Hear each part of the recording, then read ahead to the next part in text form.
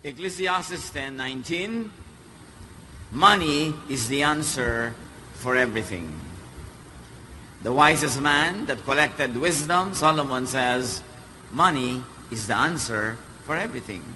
Gaano katotoo, gaano kalaki ang exaggeration sa katotohanan, sa katuruan na ito. Dividing and multiplying money. Paano nga ba dapat pinagati-hati at pinaparami ang pagpapala ng Diyos ng mga kabuhayan? Dear Lord, we thank you for today. Salamat po sa buhay na ipinapahiram niyo sa amin. Salamat sa lahat ng kinakain namin at ng aming mga mahal sa buhay. Thank you, Lord, for keeping us safe, for answering our prayers.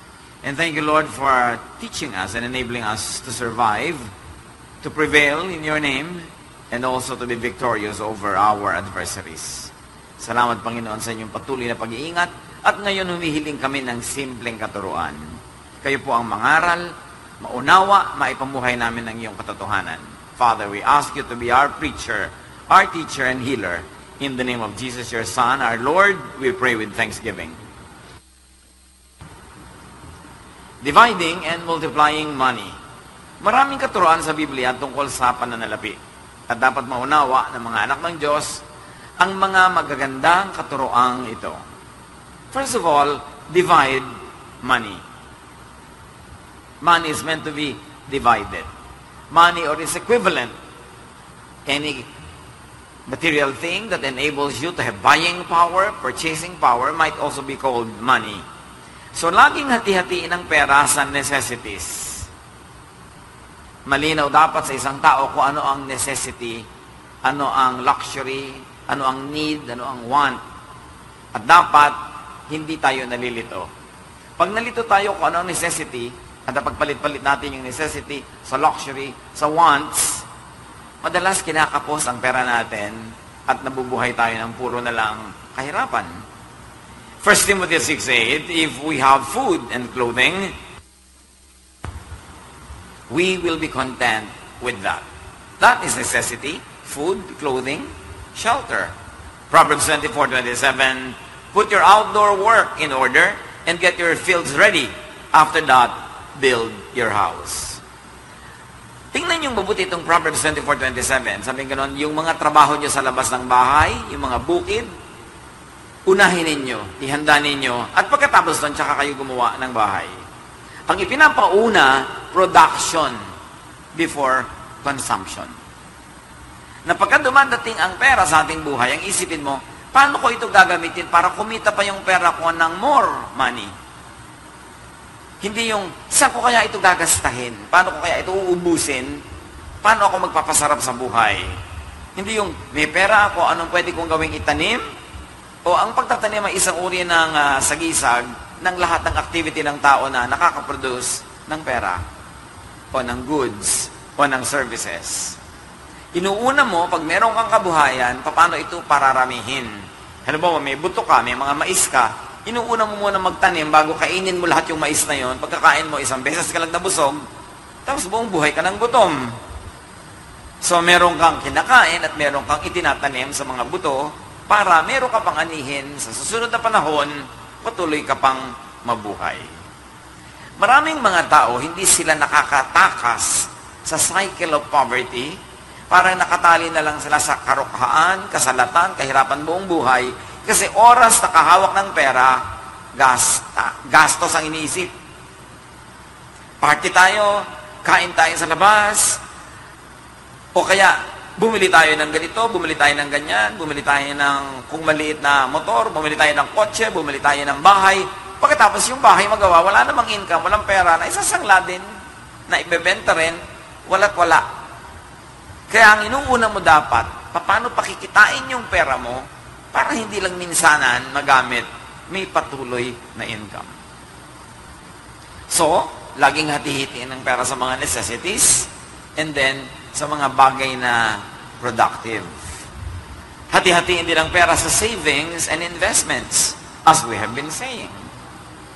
Pag kumita ka ng 10 piso, dapat meron kang itinatabi bilang impok mo sa buhay, meron kang ipinamumuhunan para kumita yon kahit papano.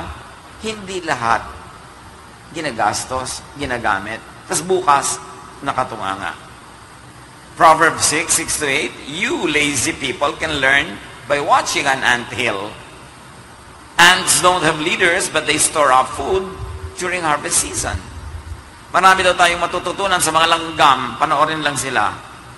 Wala silang mga pinuno, pero lahat sila, pagka mayroong makukuhang dilihensya, dinedilihensya nila, ang liit-liit ng langgam, buhat-buhat niya yung isang butil ng bigas, higit na mabigat kaysa sa kanya, higit na malaki.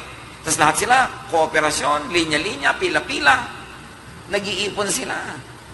Para pag dumating ang tagulan, na hindi sila pwedeng makapulot ng pagkain, hindi sila pwedeng makatawid ng mga baha at mga ulan, may nakaimbak silang pagkain. Mabuti pa ang mga langgam, may nakaimbak na pagkain for crisis. Maraming mga tao, pagkat nagsara ngayon ang mga trabaho, walang trabaho bukas, wala rin kakainin bukas. Pagka nawala ng hanap buhay ng isang buwan, wala nang kakainin afterward, walang nakaimpok, walang nakatabi. Sasabihin, paano naman kami makakapag-impok? Kulang at kulang pa ang pera namin. Kulang at kulang, pero lahat ng birthday nyo, may handaan, lahat ng mga may baile, may sayawan. Kulang at kulang, kulang lang sa pag-iisip. Sa pagpaplano. Sabi ko noon, kayong mga tamad na mga tao, matuto kayo sa mga langgam. Pagka sila'y nakakuha ng mga pagkain, hindi nila kinakain lahat agad-agad. Nagtatabi sila para sa mga araw na baka wala silang makuhang pagkain. Kaya pag may nabungkal ka, nabuklat ka ng mga bahay ng langgam, nakikita mo, may nakatagong mga pagkain doon. Binabantayan pa nila, may army pa sila, nakabantay pa. Para hindi sila dumating sa maubusan at magkandamatay sa gutom. Si Jesus, nung nagbigay siya ng puhunan sa 3 uri ng tao, ibang-ibang laki ng puhunan, hinanapan niya ng tubo. Yung 2 binigyan niya ng malaki-laking puhunan, nagbigay ng malaki-laking tubo. Pero yung isa, ang liit na nga nang binigay sa kanya, hindi pa niya ininvest. Sinoli lang niya sa Diyos na, eto, kung ano yung binigay niyo sa akin, ito isusoli ko sa inyo. Wala man lang kita. Kaya sabi ni Jesus, siya ang nagkukwento niya, sa Luke 19:23, sabi daw nung God, represented by the Master in the story, why then didn't you put my money on deposit? So that when I came back, I could have collected it with interest. So, itinuturo ni Jesus, ang Diyos, pag may ibinigay sa iyo, inaasahan niya, pararamihin mo. Itong hindi nagparami, hindi namuhunan, inilubog lang niya sa lupa yung pera, isinoli niya kung ano yung dami nung ibinigay sa kanya, sabi nung Panginoon niya, representing God, sana kung hindi mo man lang yan in-invest, inilagay mo man lang sa bangko, kumita man lang sana kahit 0.5 interest per annum yan. Kesa wala. Dapat meron. Sabi niya, why? Why didn't you put it on deposit so it could have earned interest? Yung iba,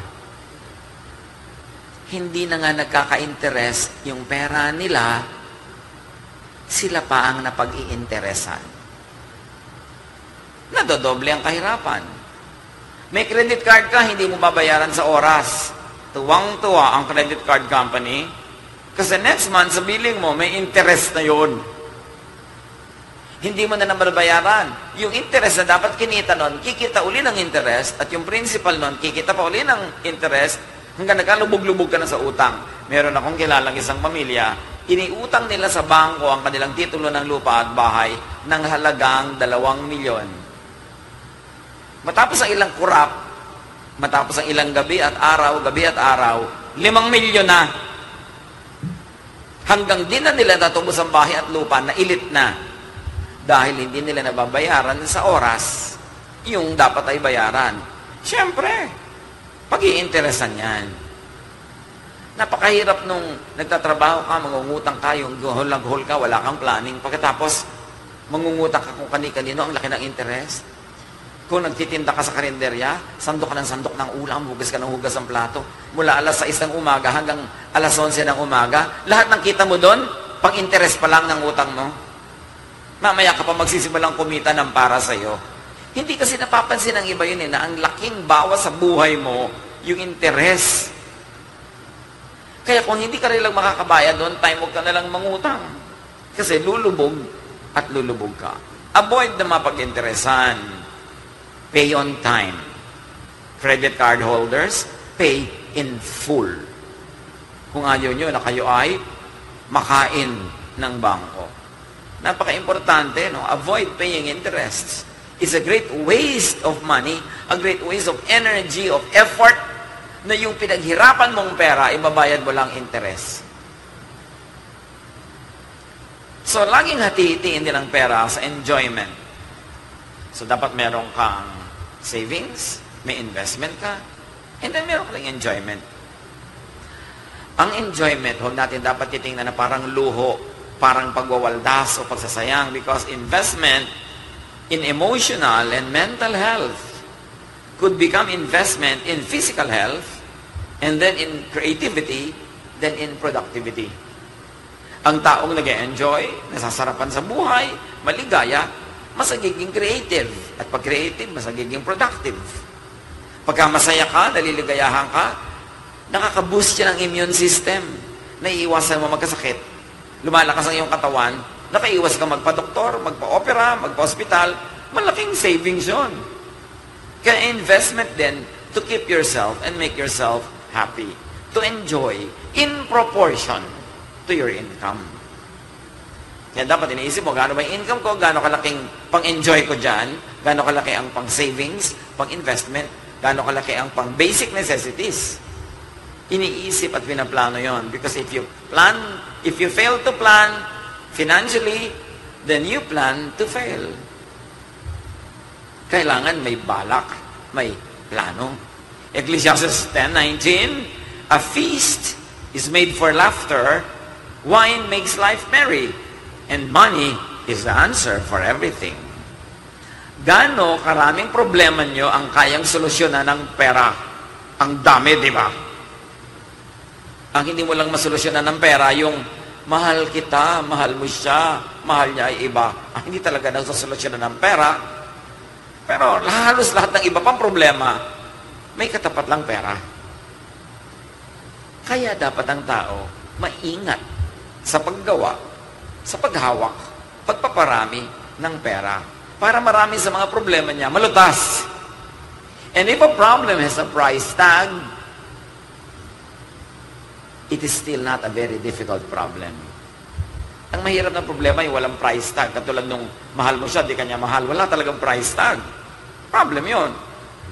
Yung may pera ka pero may sakit ka, hindi mabili ng pera ang gamot, patuloy ka nagkakasakit. Problem talaga yon. Kaya mabigat man ang problema na financial, ang katapat ng pera, pag nagawa mo yung pera, malulutas yung problema. Kaya ang dapat ginagawa mo, gumagawa ka ng pera bago dumating yung problema. May savings ka na para pag dumating yon, may katapat agad. Ang hirap nung ito yung need mo, ngayon ka naghahanap. Kahit magbebenta ka pa, binabarat ng tao pag alam niyang kailangan mo ng pera ngayon. Planning is important. Isaiah 55 verse 2, Listen to me and eat what is good, and you will delight in the richest of fare. Hindi masamang mag-enjoy.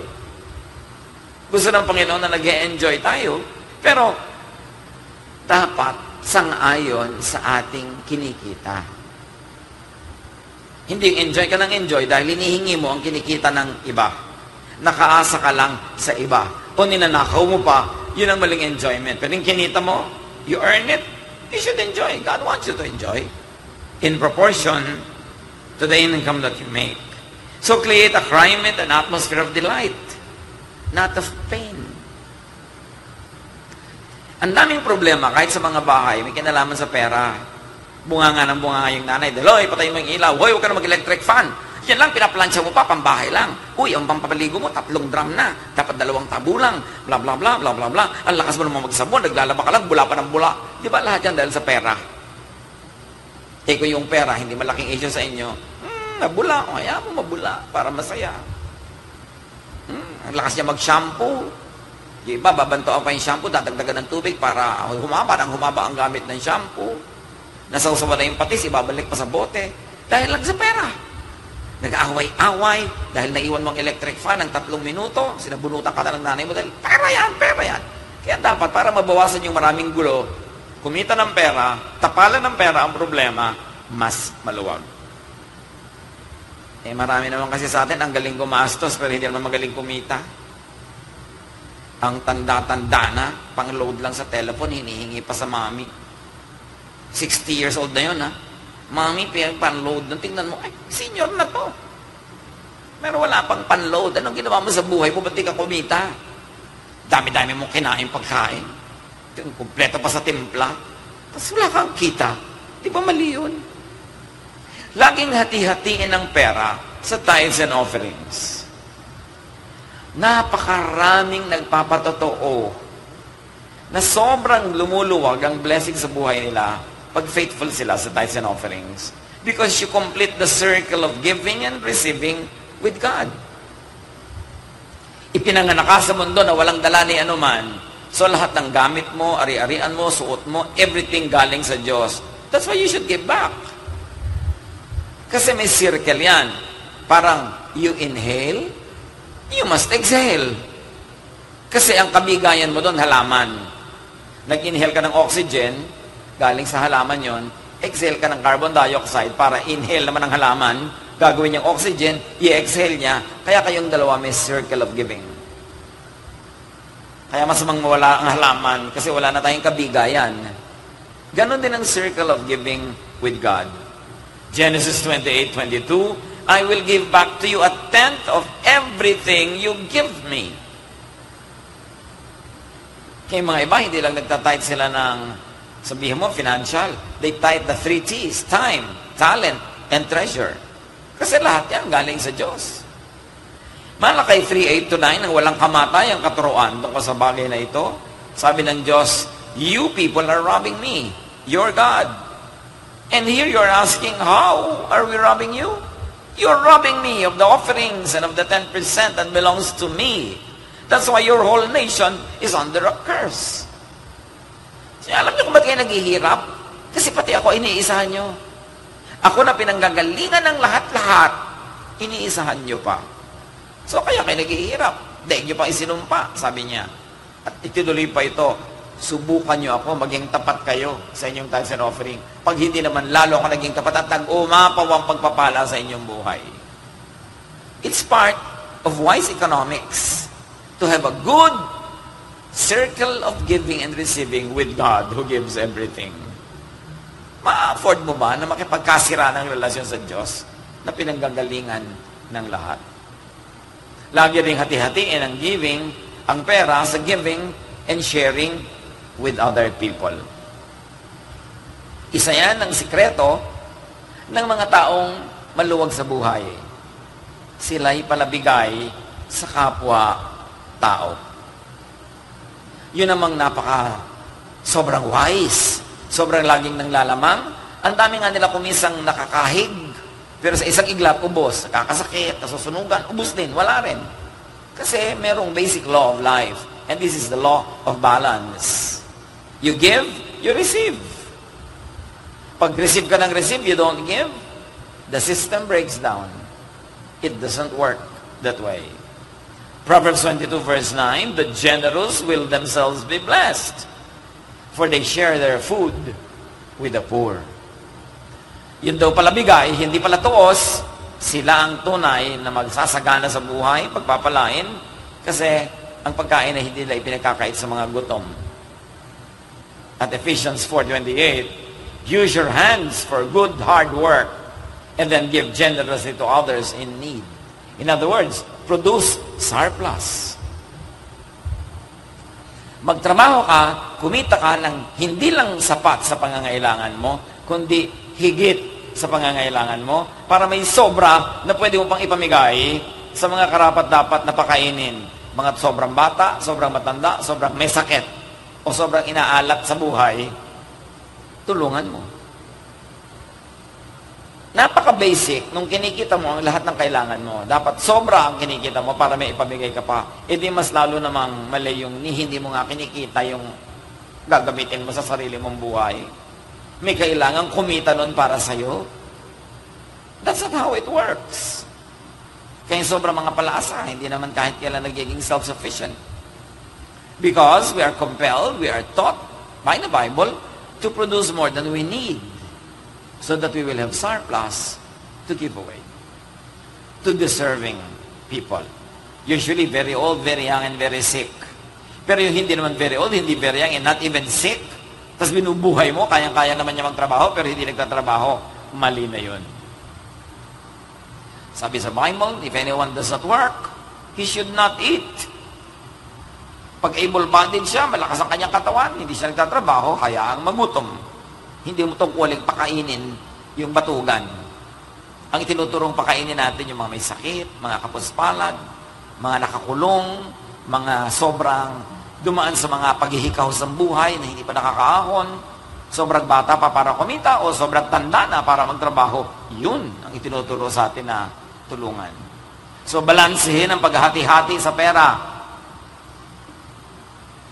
Huwag na lang puro necessities lang. Meron naman, ang dami-dami pang extra pera, pero talaga namang hindi mo lang magpasarap sa buhay. Tapos namatay na lang bigla. Sayang. Huwag naman puro savings and investment lang.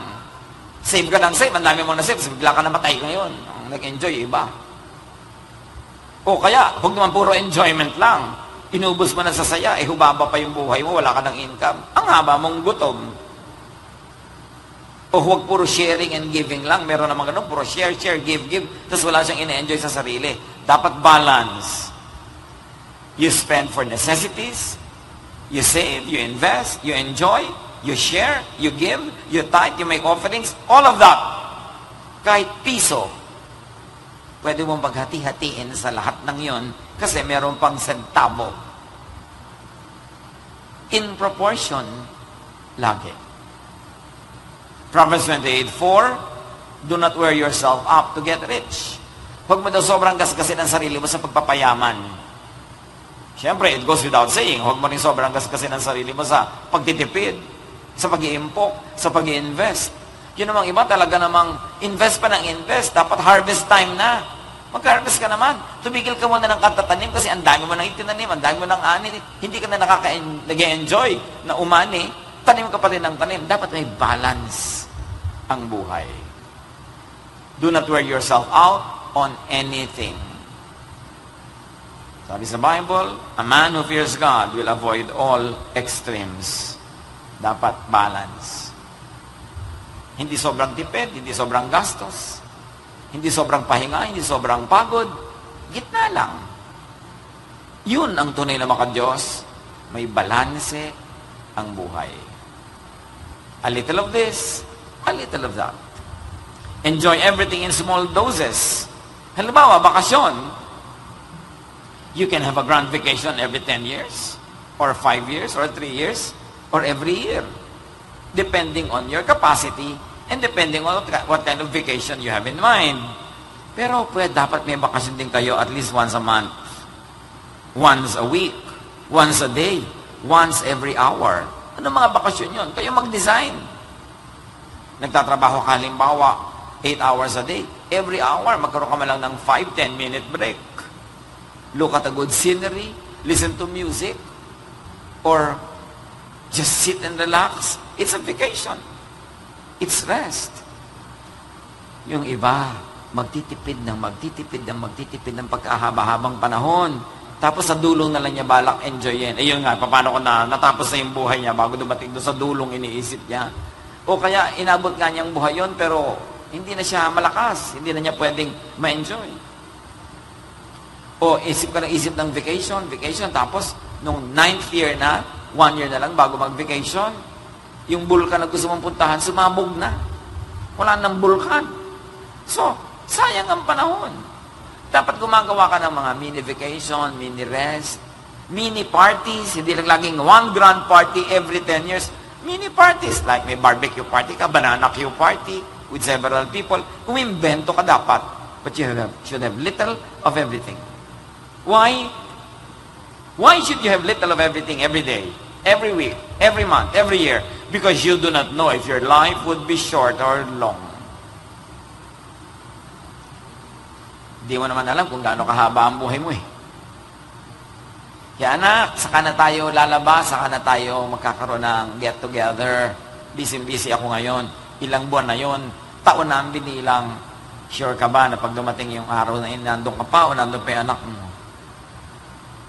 Hindi natin alam kung gaano tayo kahaba mabubuhay. Kaya dapat lahat enjoyin mo na, gawin mo na, all in a day. Sa isang araw, meron kang trabaho, meron kang saving, meron kang investment. Kayo mag-apply kung paano gagawin nyo yun. Pero dapat hindi dumadaan isang araw, isang linggo, isang buwan na hindi mo na-enjoy ang lahat. A little of everything. Luke 12:16-20, Jesus told them this parable. The ground of a certain rich man yielded an abundant harvest. He thought to himself, what shall I do? I have no place to store my crops. Then he said, this is what I'll do. I will tear down my barns and build bigger ones. And then I will store my surplus grain. And then I'll say to myself, you have plenty of grain laid up for many years. Take life easy, eat, drink, and be merry. But God said to him, you fool, this very night your life will be demanded from you. Then who will get what you have prepared for yourself? Hindi masama na mag-ipon, mag-imbak. But it seems that this man, what was wrong was, wala siyang ginawa kundi mag-ipon, magtrabaho, mag-imbak. Dahil sabi niya, finally, ang dami na, pwede na ako magsimulang mag-enjoy ngayon sa dinami-rami at hinapahaba ng panahon, nagtiis ako. Pero sabi ng Diyos, deadline na, dead ka na mamaya. Sorry na lang, iba na lang mag-enjoy ng inipon mo. You know the lesson? Mag-ipon ka, pero pinapapak-papak mo rin ng konti. Hindi yung ipon ka lang ng ipon, tapos wala kang na-enjoy. Kasi nga, hindi mo alam kung gaano katagal, hahaba. O iikli ang iyong buhay. James 4:13-14. Now listen, you who say, today or tomorrow we will go to this or that city, spend a year there, carry on business and make money. Why? You do not even know what will happen tomorrow. What is your life? You are a mist that appears for a little while and then vanishes. Yes, magandang may plano. Pero huwag mong iasa lahat sa plano. Kasi pwedeng hindi matuloy yung plano dahil pwedeng mautas ang buhay mo ngayon din. Sabi ng James, alam niyo ang buhay niyo mga tao para lang kayong usok ng katol. Isang usok, isang ihip ng hangin, wala na kayo. Tapos na ang buhay niyo. You are just a mist. You stay for a while and then vanish. So dapat, yung stay a while na yon, enjoyin mo lahat, gawin mo lahat, a little of everything, because you don't know when you will expire. Likewise, may tao, mahal mo, mahalin mo na, hindi wala, baka mawala na siya mamaya. Pag ba umaalis ang mahal mo sa buhay, sa bahay, sa umaga, para pumasok, sure ka ba na babalik siya mamaya? Nobody sure. Kaya dapat sa umaga, pag may umaalis, hindi kayo umaalis na nagkagalit. Kasi baka mamaya hindi na siya bumalik ng buhay. Malay mo. Kaya dapat, oy, aalis ka na, bati na tayo. Bakit? Baka mamatay ka eh. Sabi niya, ikaw, baka ikaw mamatay. Away na naman kayo kung sino maunang mamamatay. You don't know. Ang mahirap sa lahat, yung may namatay and you are possessed by regrets. Iiyak-iyak ka sa harap ng kaba, hindi ko pa kinausap kanina. Dapat walang ganon. So, huwag hahabaan ng mga kagalit. May gusto kang ibigay na mabuti, gawin mo na, ibigay mo na. Because sabi nga ng kata, we may never love like this again. Baka wala ng time. Gawin. So, sino ang sisinop sa kabuhayan mo when you are gone?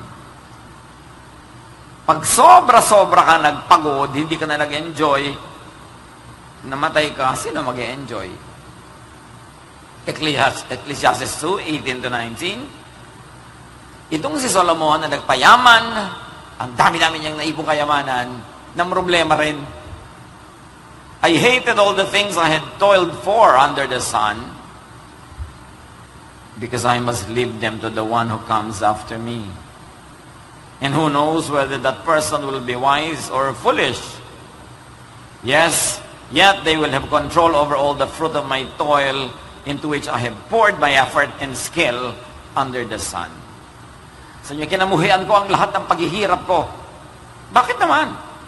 Ang dami ko na ipundar, tapos mamamatay ako. Sino ang magpapasasa ng mga yan?